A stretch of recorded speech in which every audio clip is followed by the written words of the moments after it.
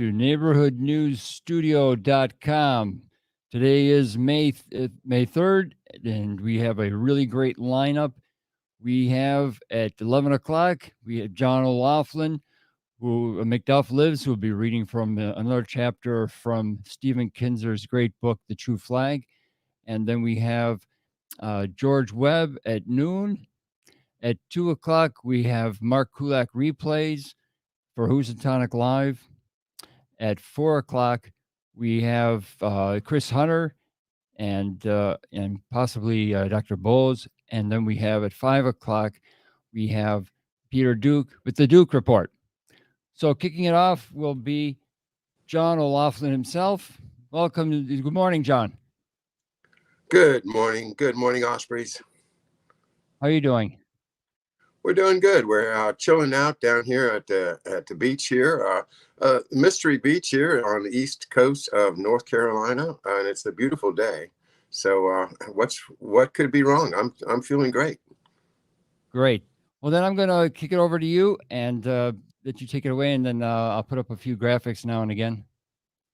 All right, that'll be great. All right, I'll see you later. All right, man.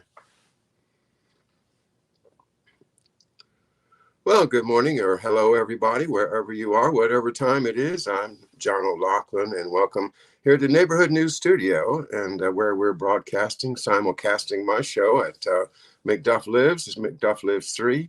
And so welcome, whichever feed you're watching. It's glad to have you here. And we're continuing a brief look at a book called The True Flag by Stephen Kinzer, as I explained yesterday. He's a historian who writes about foreign policy of the United States. And, he's been a terrific influence on my work because of his book, The Brothers, the Dulles brothers and their secret world war, which is really enlightening. And, you understand that these people are fighting a war without really telling anybody, that the Dulles brothers. Stephen Kinzer's book, The Poisoner in Chief, about about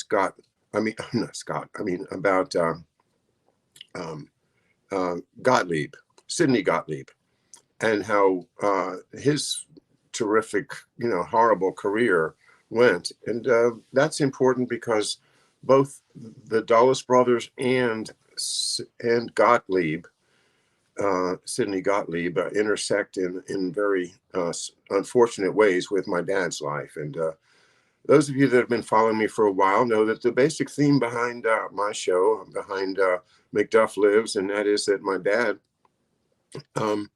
is a Macduff character, the character at the end that comes in and straightens things out after the evil doers are pushed aside in the play.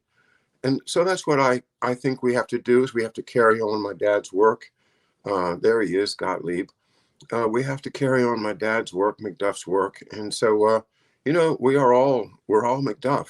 We're all the people that, the universe is relying on us to straighten things out. In order to straighten things out, we have to understand the past. And that's been my mission here, is to try to understand myself and then share with you the parts of our past that have led us down this very dark road. In fact, we're now engaged in a war in Ukraine, which is as we say about the Dulles brothers, the people running that war, they want to go to war. They like war. They think war is the best thing they can do. And they're trying to get us involved in a war with Russia. And are we going to allow them to push us into a war with Russia?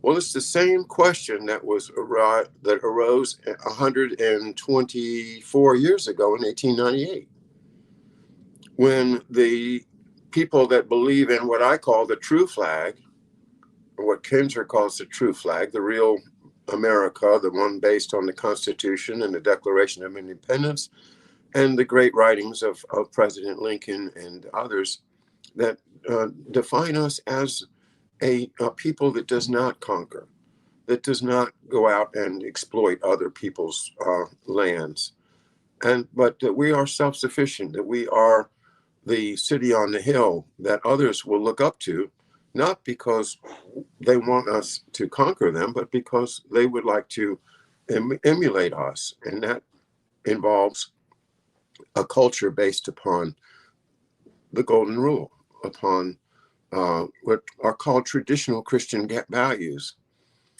I would say the worst violation of that is done in the name of racism. And if you look into the important figures of our country, many, if not most of them, were grown up and believed in racism. They believed that there was a hierarchy of races, and that those in power happened to be the ones in the power because they are members of this higher class of humans. Nobody had a higher opinion of themselves than the three men that have become the center of this book, and that would be Theodore Roosevelt, Henry Cabot Lodge, and William Randolph Hearst. But the theme of the book, I think, is absolutely right, because, we've been looking for the past 3-4 years in the 20th century, from World War I, mainly from World War II, to try to understand how we got into this mess and why we had to go to World War I, why we had to fight World War II, why we end up fighting Korea and Vietnam, and studying all of that and coming up with our theories as to why we're doing it. But historically, we hadn't got to the root of it yet. And that's why I love this book here, this third book of Kinzer's that I'm sharing on my show, and that is The True Flag. And he does pose the question, what if we had not chosen the imperial route, but we did? And why did we? Well, we had a big fight over it, and the people with the money, they won. The other thing that I want to say about that is you really have to compare today's media to William Randolph Hearst. Because William Randolph Hearst, not only did he invent the popular press and the penny copy paper and the availability of news by wire services and news everywhere, the news that he told was not news. It was fake. It was all about selling newspapers, because he, as the ultimate capitalist, was not interested in educating the American people. He was interested in selling as much ink as he possibly could. And so if it took a lie to sell ink, that's fine. He did it. And he did it constantly. Now, with the combination of Hearst, with the massive amount of media coverage that he could provide, combine that with Teddy Roosevelt, who is this peripatetic, crazy man who wants to go out and take over the world and call it liberation. But then you add the third person, who is really the one behind the scenes, that liked to stay behind the scenes, but he was the one. He was 8 years older than Roosevelt, both of them Harvard graduates.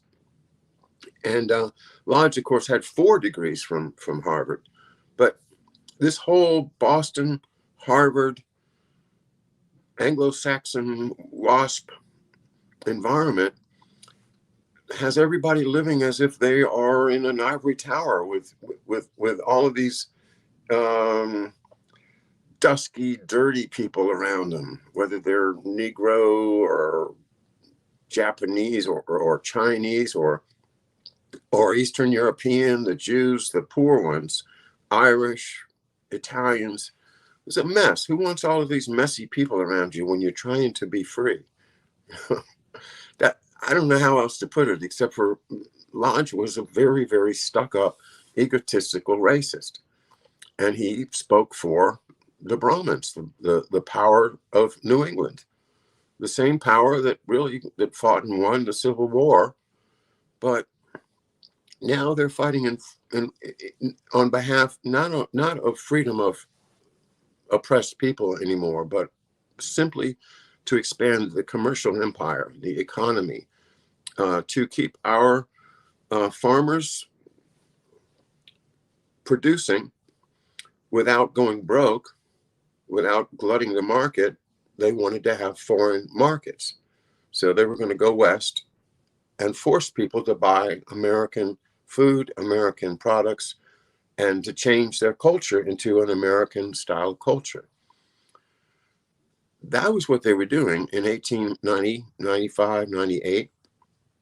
And we need to take a hold of our history from that point and not try to start it, with the Dulles brothers. We go back before them to the generation before them, and that's where we have Kinzer's book to guide us.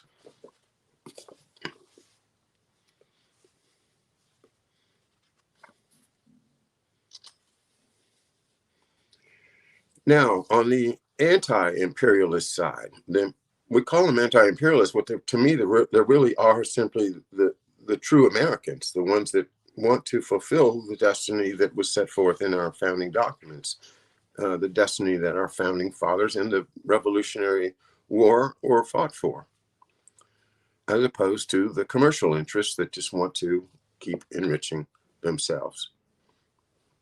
Anti-imperialists, page 14 here, anti-imperialists who convened at Faneuil Hall on that June 15th were abuzz with two pieces of exciting news. Reports had arrived from the Philippines that 3 days earlier, at a ceremony outside Manila, the Filipino rebel leader, Emilio Aguinaldo, had unfurled a new flag, led a chorus in singing a newly composed national anthem, and proclaimed a new nation, the Philippine Republic. Filipinos had declared an end to 3.5 centuries of Spanish colonial rule. This electrified American anti-imperialists. They insisted that as a freedom-loving nation, the United States must immediately recognize Philippine independence. This development added urgency and, in their eyes, immense moral weight to the anti-imperial cause. The day's morning papers also carried reports of another thrilling declaration. The Prairie firebrand, William Jennings Bryan, had delivered a powerful speech in Omaha that seemed certain to bring the debate over imperialism to the center of American life. Until this moment, no major political leader had spoken out against the rush to empire. Bryan had been the Democratic nominee for president in 1896 and was thought likely to run again in 1900.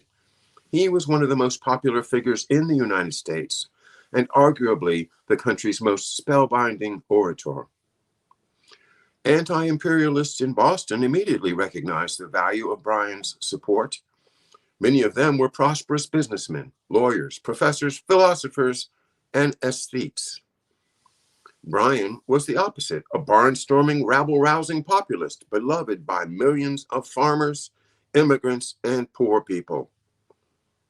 His speech in Omaha echoed several that had been given in New England salons, but it was delivered to a huge crowd by one of the nation's leading politicians. That took the anti-imperial cause into the American heartland.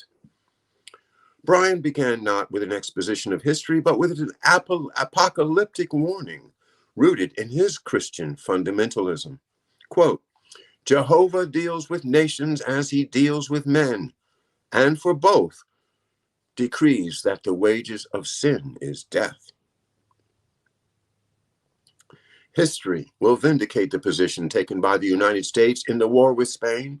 If, however, a contest undertaken for the sake of humanity degenerates into a war of conquest, we shall find it difficult to meet the charge of having added hypocrisy to greed.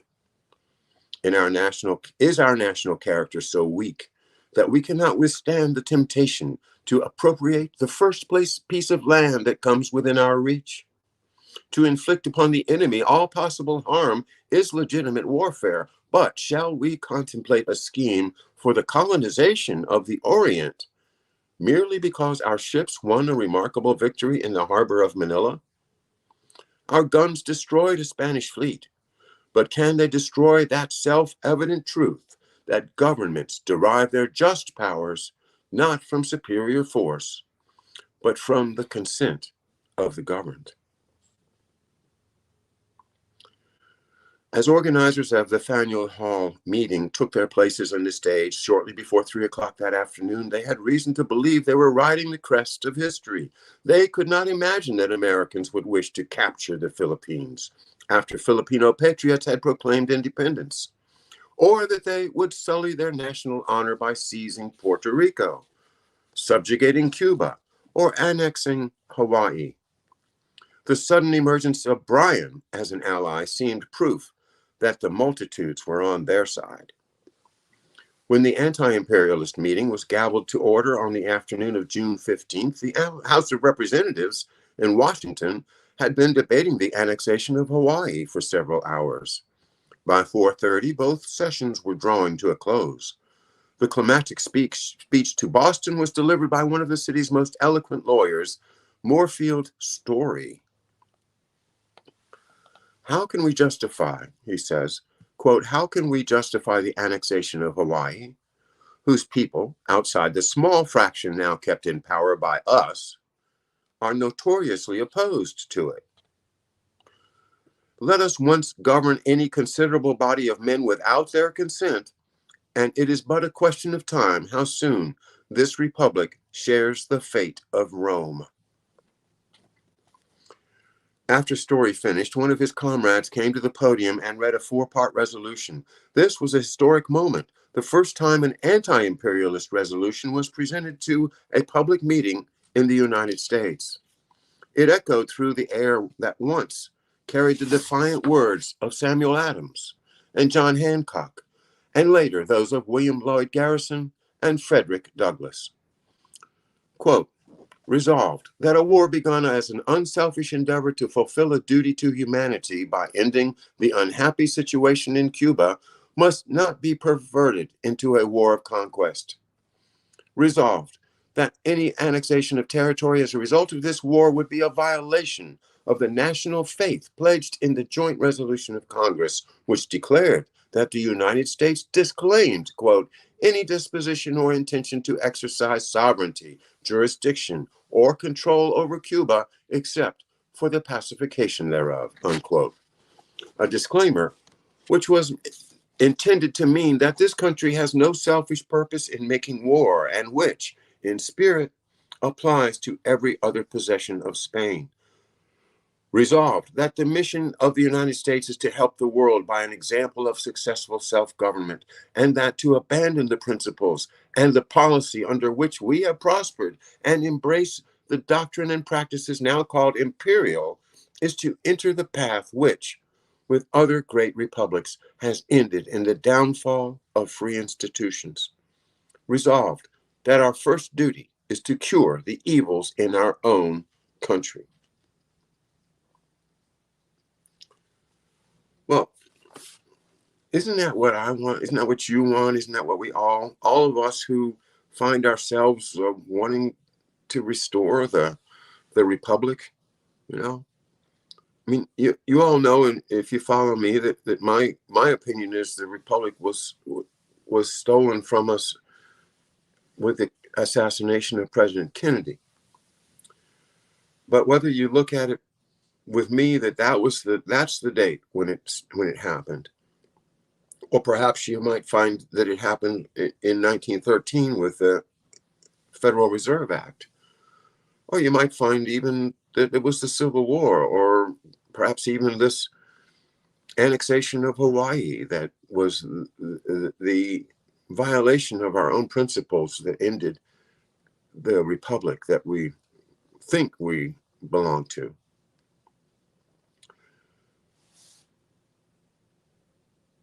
It is a historical fact that the people in power in 1898 were racists, that they thought that they had a ticket from God, a permission slip from God to take from the lesser races and thereby set them free, which is crazy because they're already free. The reason that American people didn't think that they were free was because of the press, because of William Randolph Hearst, and because of the insanity of Theodore Roosevelt, who ran about madly proclaiming that he was the most patriotic, wonderful hero that the country needed and must follow, and he's, going to make America the leader of the world. And, with a combination of the press, the bully pulpit, which is, of course, Theodore Roosevelt's own words that calls it the bully pulpit, but with the backing of the incredible money of the WASPs of New England, that three-way power was more powerful than all the rest of us, and all of the millions that William Jennings Bryan was speaking to. That powerful combination took us over. Maybe not a rebellion, but at least they had all the back rooms covered, and they had their results were coming out of the public forum as they had deigned that they should come out in their secret meetings.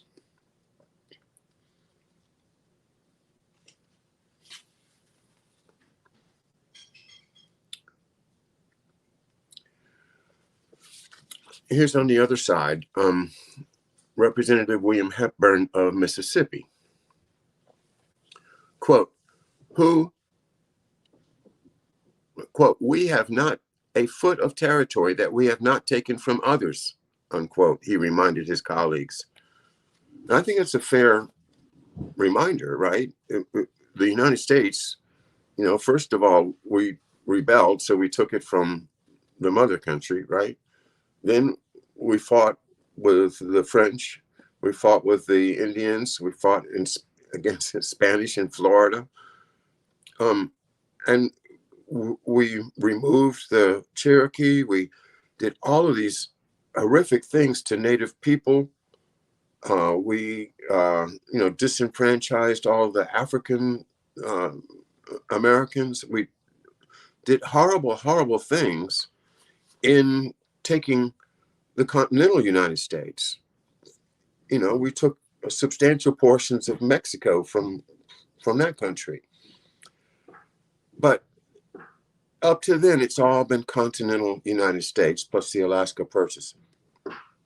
Now, the idea of actually creating colonies as opposed to integrating the continent into one country. Now we're talking about exploitation. Now we're talking about imperialism of a very, very dark kind, where we will take those people, use them, abuse them, terrorize them if necessary. Well, look at Abu Ghraib. Look at what we're doing now. This attitude from Lodge, Teddy Roosevelt, and Hearst is the attitude that we're looking at right now of Biden's administration. They want America to rule the world. And Russia has always been they've coveted war with Russia. Another point that's made in this book, which I'll just repeat now off the top of my head, is this. The United States had 25 years without war up to 1898. That's a whole generation of people grown up without knowing the horrors of war. And we got that now. Except for, the overseas conflicts that we don't see much of. The last real war we were in was the Vietnam War. With the draft and total commitment, that was the last time we've really been in a war where your neighbor down the street could come home in a box, could get maimed, could get killed, captured. The Vietnam War, over in 1975. So that's almost 50 years ago. And we're in that same vulnerable position. The multitudes are like we're looking for our leaders to tell us what to do. But we're being led into what could be the worst war we've ever faced if we let them draw us into this war. So here's the arguments, one side and the other. The anti-imperialists, meaning the true flag people, and the imperialists, who might well be called the false flag people.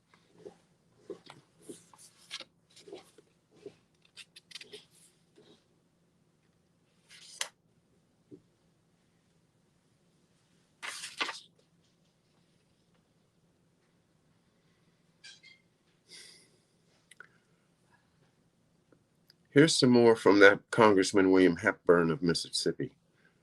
Who dares to say that even if we should enter into this new policy, the fate which befell the Roman Empire would be ours? Look at England. What would she be today if confined to her insular domain?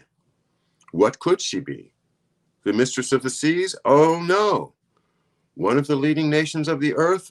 Oh, no. Giving her laws, her literature, and her civilization to the rest of the world? Oh, no. She would have been powerless for this great end. Had there not been a Frederick the Great who could say that the little Duchy of Brandenburg would have extended itself into the great German Empire of today? Who can say?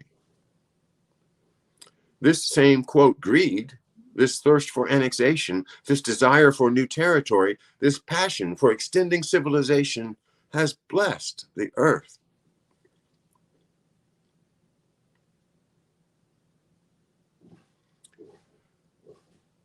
William Terry of Arkansas, quote, a war solemnly declared for the cause of humanity, justice, and the vindication of the national honor and the national flag is being perverted from the plain and proper purposes for which it was authorized by Congress and endorsed by the American people. That flag, sir, in all its history, was never unjust in conquest and aggression. It has always been glorious and honored among all the nations of the earth, because wherever it floated, upon the land or upon the sea, it was recognized as the emblem and very symbol of freedom, humanity, and justice. Let us stand true to the lofty principles of those who gave it to our keeping, unquote.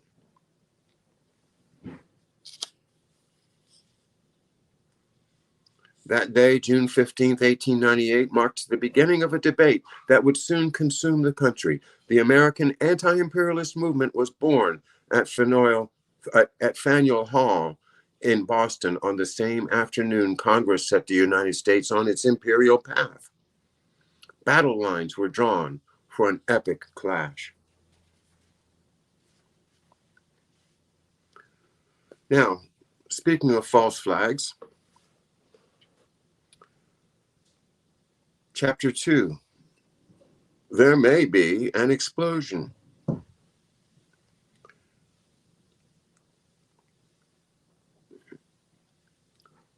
Heads turned and conversation stopped when the youngest member of the New York State Assembly took his seat on April 18th, 1882.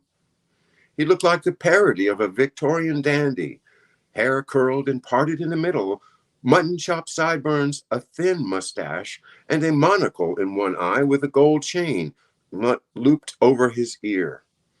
His formal morning coat, which swept down almost to his shoes, opened to reveal skin-tight bell-bottom trousers. In one hand, he carried a gold-tipped cane, in the other, a silk top hat. "Who's the dude?" one bemused assemblyman asked another. "That's Theodore Roosevelt of New York," came the reply. For a time, Roosevelt remained an object of curiosity and ridicule in Albany. Colleagues called him various names. A newspaper wondered if he was one of those men given to sucking the knob of an ivory cane. Roosevelt soon modified his dress and manner, but he turned out to have an even more remarkable quality. He was constantly and irrepressibly in motion, a hyperactive, frenetic bundle of energy. He ricocheted from one cause to another. He demanded civil service reform, warred on the liquor industry, and fought increases in the minimum wage. A fellow assemblyman called him a brilliant madman. It appeared before him a couple of years later, he had not yet discovered the vehicle he would ride to power, It appeared before him a couple of years later in the figure of Henry Cabot Lodge, a gaunt, imperious Bostonian he vaguely remembered from the Porcellian Club at Harvard. In 1884, the two young men, Roosevelt was 25, Lodge 34, were delegates to the Republican National Convention in Chicago. They took an instant liking to each other. Lodge sensed that Roosevelt would become a national figure of real importance. Here was born the partnership that a decade and a half later would push America toward empire. Roosevelt entered politics, as many do, to see how far he could rise. Lodge was just as ambitious, but unlike his younger friend, he had a cause, a focused goal. He wanted the United States to dominate the world. There you go. This is, the mother lode of intention to dominate the world that is driving Dulles, is driving, all of the deep state right now to dominate the world. This is the personality, and this is the beginning of it. How he would drive his country to this imperial height, he did not yet know, but he was resolved to make it his life's work. Roosevelt, who had been captivated by hero stories since childhood and loved nothing more than the dream of war, was Lodge's instinctive ally. Both believed two things passionately: that the United States must become one of the world's great powers, and that it could do so only by taking foreign lands. For years, they waited for their country to catch up with them. Lodge and Roosevelt wanted to do more than simply change the way the United States approached the world. They wanted Americans to begin ruling people far beyond their own continent without those people's consent. It would be an immense historical leap. This most astonishing of all American years began like any other. There was no hint that after 1898, nothing would ever be the same. But history exploded, and suddenly the audacious dreams of Lodge, Roosevelt, and their friends came within reach.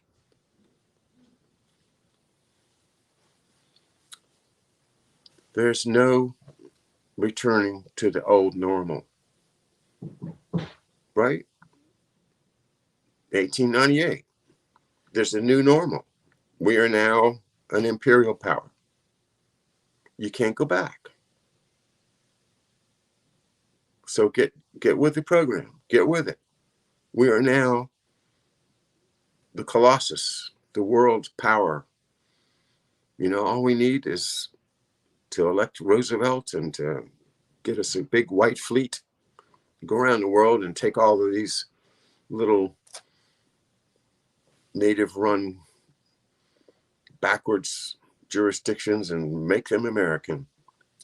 And that's what they set about to do. But it's again, it's another resonance with today, isn't it? When he says that you can't go back. There's no returning to the old normal. Well, I kind of like the old normal compared to today, don't you?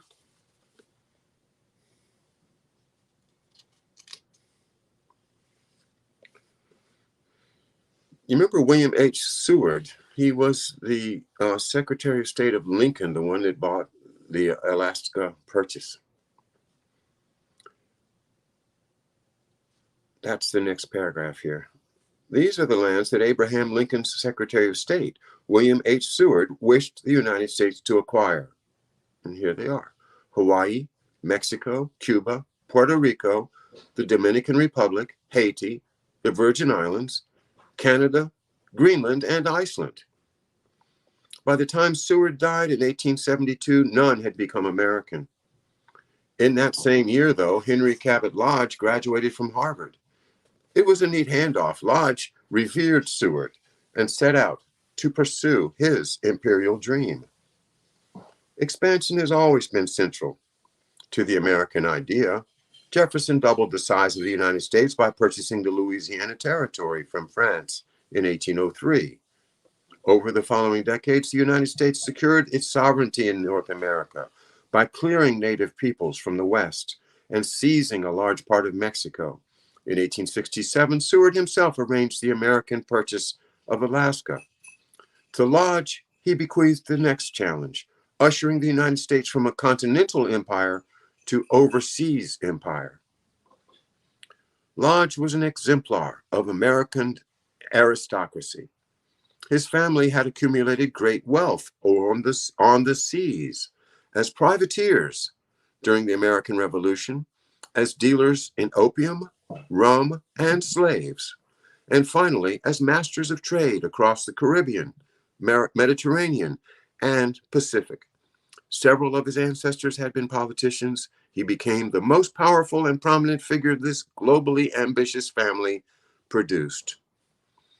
Known throughout his life as Cabot, he was born in 1850 and grew up on Beacon Hill and at his family's manor in the seaside village of Nahant. His upbringing was one of extreme privilege. Before he was out of his teens, he knew half a dozen European capitals, but he never saw, understood, or cared about the tumultuous lives of ordinary Americans.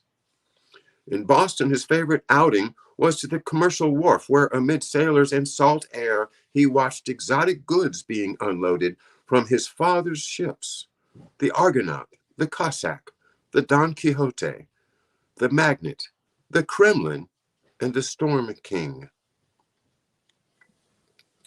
When Lodge ran for a seat in the Massachusetts House of Representatives in 1879, Democrats ridiculed him as a silver-spooned young man, a la-di-da boy, the gentleman rider of Nahant. Nonetheless, he won the third of his district's 3 seats. Blond and blue-eyed, already sporting the pointed beard he would keep all his life, he began plotting his rise.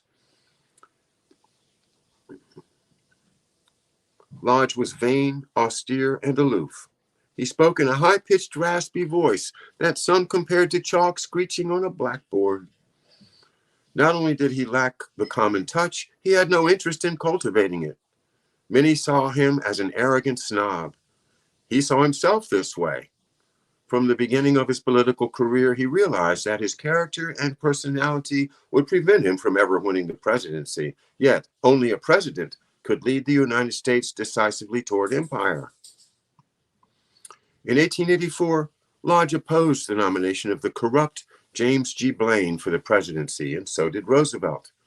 The two men corresponded, met for dinner at Delmonico's, cemented their friendship at the Republican convention in Chicago. Both were Harvard graduates from wealthy families, limitlessly self-confident, who loved horseback riding, were drawn to the sea, considered war glorious, and felt enough energy within themselves to move the world.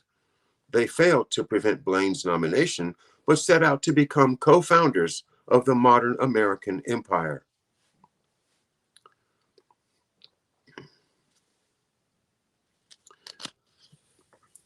Roosevelt welcomed Lodge's friendship, which came at a crossroads in his life. Earlier that year, Roosevelt had been shattered by the death of his mother and wife on the same day, February 14th, 1884, and reacted by plunging into frenetic action. He bought a cattle ranch in North Dakota, hunted game, slept in tents, and gathered material for self-promoting books with evocative titles such as Hunting Trips of a Ranchman. It was therapy by play acting. The rich boy living out his fantasy of rugged life. When Roosevelt killed his first buffalo, according to one account, he abandoned himself to complete hysteria, dancing around the carcass while whooping and shrieking. For the rest of his life, he rhapsodized about the keen delight of hunting in lonely lands.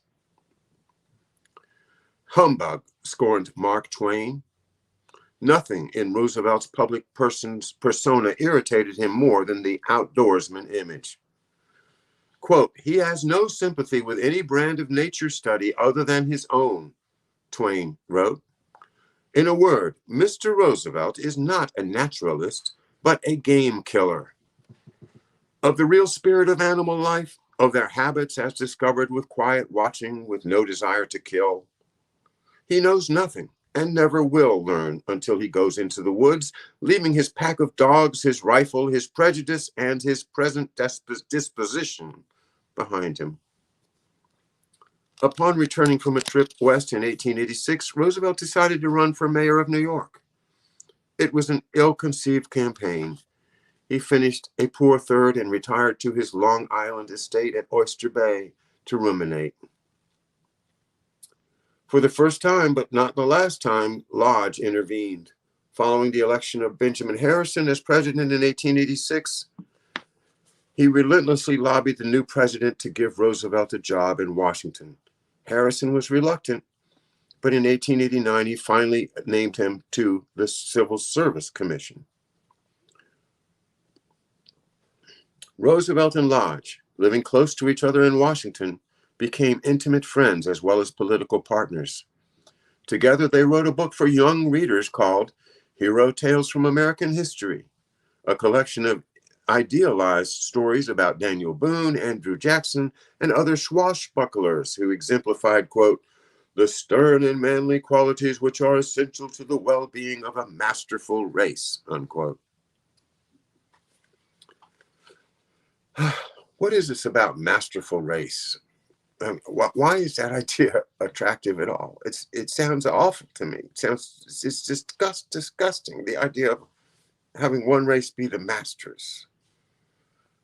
This is America, though. This is 120 some years ago.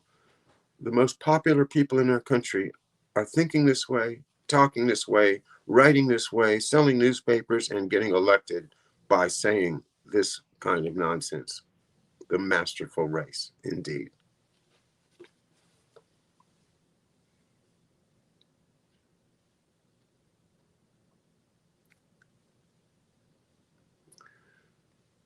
Continuing, Roosevelt and Lodge, they spent countless hours discussing ways to awaken Americans to what they considered the call of destiny. Ooh, the call of destiny. You ever heard that before? The spear of destiny? Yeah. The triumph of the will, perhaps? Is this not the same call that, consumed Germany with the Nazis? It's the same thing. It didn't start with Hitler. Sadly, it started with people that we consider to be American elites, American, people to be looked up to. And I think that's part of our mission here at Macduff Lives, is to say, wait a minute, let's look at these people again. Are we sure that those are the Americans we want to emulate? I don't think so.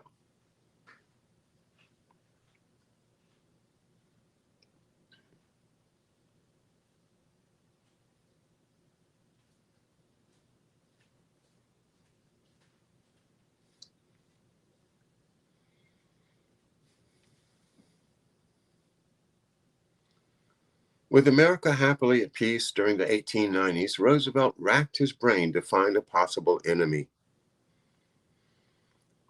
Quote, I should welcome almost any war, for I think the country needs one, he wrote in 1895. For a time, he mused about fighting the Aboriginal owners of Australia or Siberia, which seemed to him a glorious prospect because, quote, the most ultimately righteous of all wars is a war with savages, unquote. What is so righteous about that? This mind of these people is just different from the way mine works. So what is righteous about going to war with people that have nowhere near your technological ability, nowhere near the power that you can project? No, that they're living in a world that they do not understand how horrible war with Americans would be. It's just, or to just subjugate them as slaves. It's just, I can't wrap my brain around it. But that's who these people are. And that's what we need to know. We need to learn that these people are egotistical, elite racists of the kind that America should never give any power to whatsoever.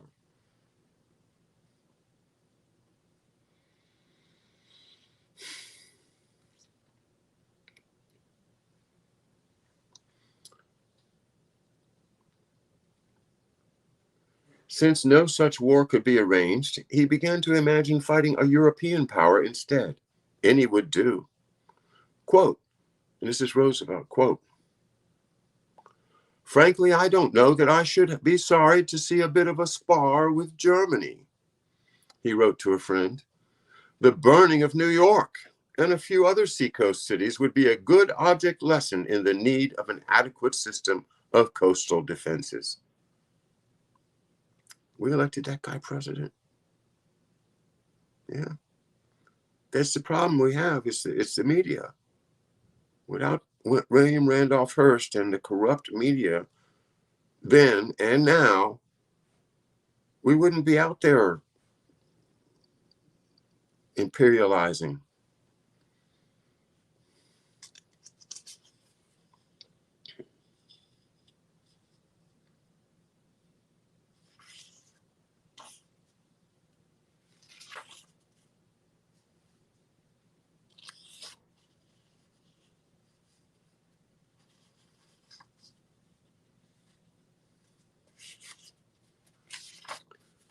All right, let's see. Where shall I pick up?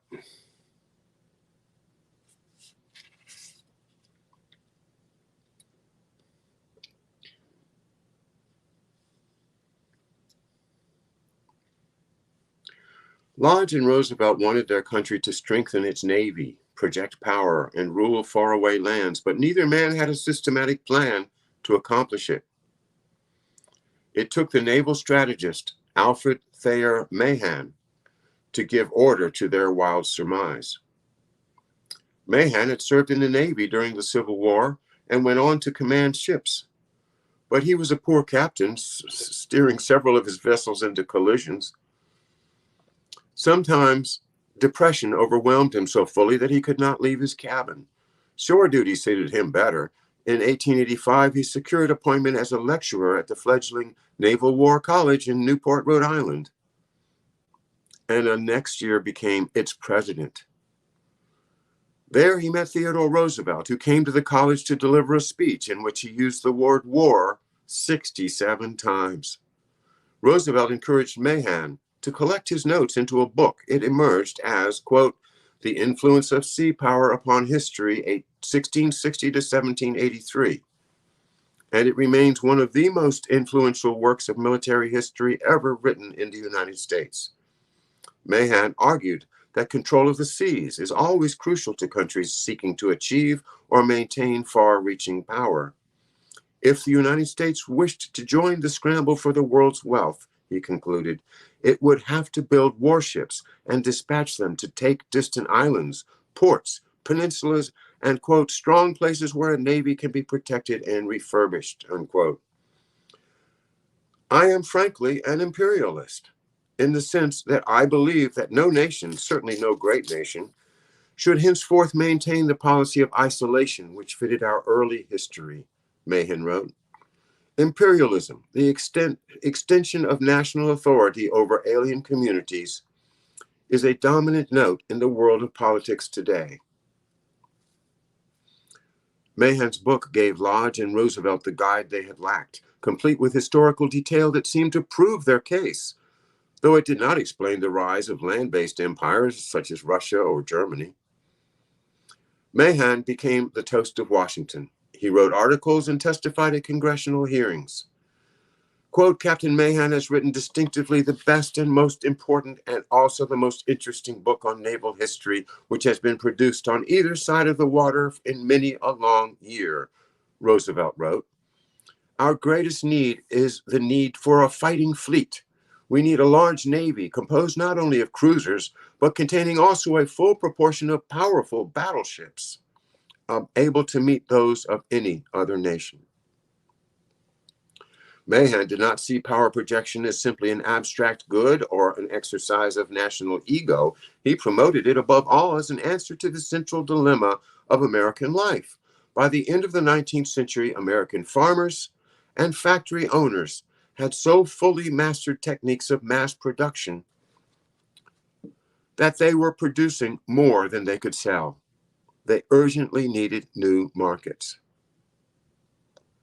Now, how often do we think about that angle to imperialism? But this, if you consider that Lodge comes from that New England trader mentality, the China clippers and the opium and the slaves and the rum trade, and all of this is all about free trade, or at least about trade to make profit. And when you look at an empire saying, well, we have the moral high ground, we have to do this for humanity, well, that's false. The real reason they're doing it is to extend their commercial empire. Period. That's it. There's no morality about it. It's all about extending their own wealth.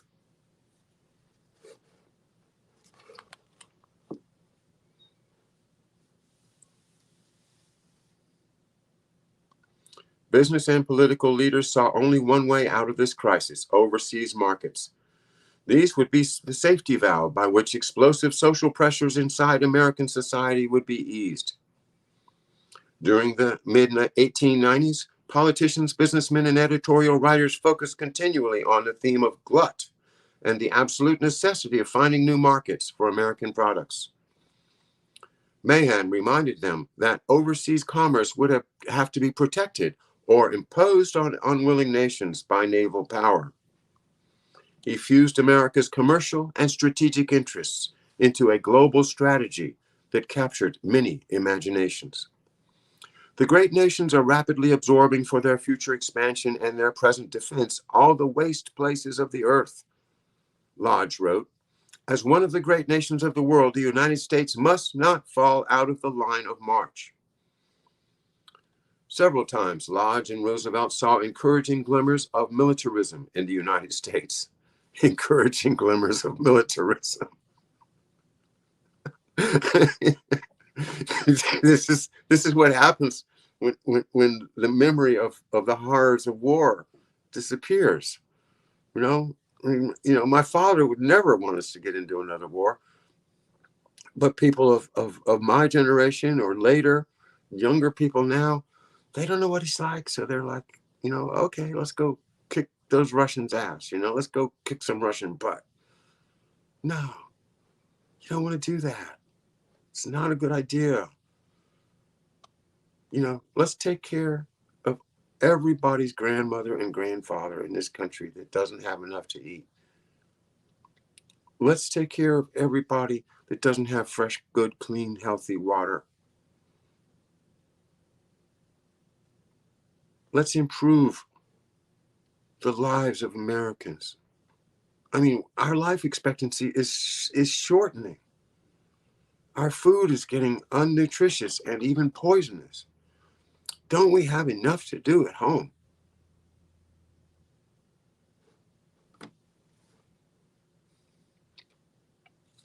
It's the same trio. It's just different names, but it's the Old Wealth, Lodge,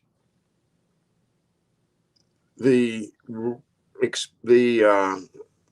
leader, which I guess we don't really have a leader, but these people are just following whatever Biden wants. So they've got this, kind of a person that doesn't really have a lot of internal understanding of what he's doing, but he thinks he's doing the right thing. If he thinks at all. I mean, I can't even talk about Biden anymore. Such a disaster. But then you have the press, the William Randolph Hearst. Now you've got your CNN, and you've got everything owned by the elites that are driving the war. So you've got the same three factions put together to keep the American people from understanding what's really going on and what's at stake and how bad this could turn out. And it could be very, very bad.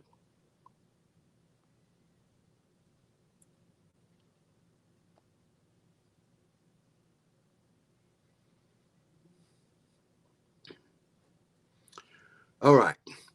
Several times, Lodge and Roosevelt saw encouraging glimmers of militarism in the United States. In 1891, Americans were roused to a fury by news that 2 American sailors had been stabbed to death in a fight outside the True Blue Saloon in Valparaiso, Chile.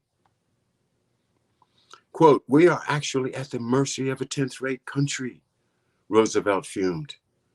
Behind this manufactured crisis lay a desire to slap down the powerful Chilean Navy and ensure access to nitrate deposits that were bringing profit to an American company, W.R. Grace. Now, this is where I'm going to stop today, because W.R. Grace connects all of that we've just read, these two shows from The True Flag by Kinzer. W.R. Grace, Knights of Malta, Peter Grace, The Next Generation, W.R. Grace and Company, working secretly behind the scenes to promote the agenda of the same deep state. But now, when we connect, let's go all the way back to Seward, to Lodge, to Roosevelt, Admiral Mahan, Lodge, and now you put the W.R. Grace Company in there, and you've just knitted it all together in one big quilt of imperialism that is driving our country's foreign policy today, driving the world towards world war once again, for the benefit of the few that we are so naive as to put in power.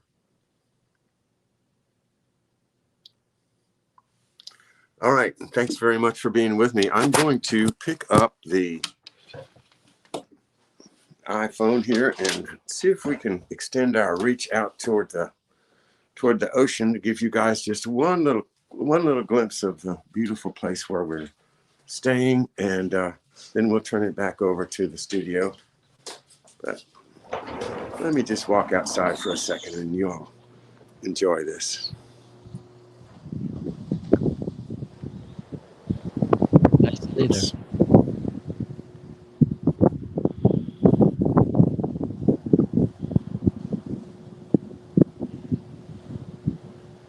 There you go.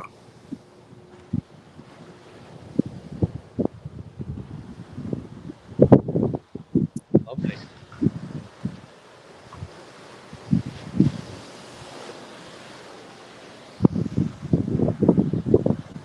Well, it's nice to be free, not be locked down, be able to come out here to the ocean and see all the beautiful nature that's all around us. Amen. And relax and rest a little bit so we can recharge ourselves for more of what we need to do to keep our country free. All right, that's it. I'll turn it all back over to the studio. Thank you very much, guys, and we will talk to you tomorrow. Thank you, John. Thank you very much. I love this book. Thank you, John. Awesome stuff. We're going to remove John here. All right, everybody. Thank you for being here with us. Thank you, John, for that awesome presentation. If you do want to support John, of course, his Patreon is the place to do it. And of course, screamingospreys.com is the place to check out all the latest, all the upcoming shows and schedules. Here is John's Patreon. He'd certainly appreciate your support on Patreon. Every dollar goes a long way. This is where you get the most bang for your buck, is with citizen journalists, citizen researchers like John OLoughlin, and the crew over here at Neighborhood News.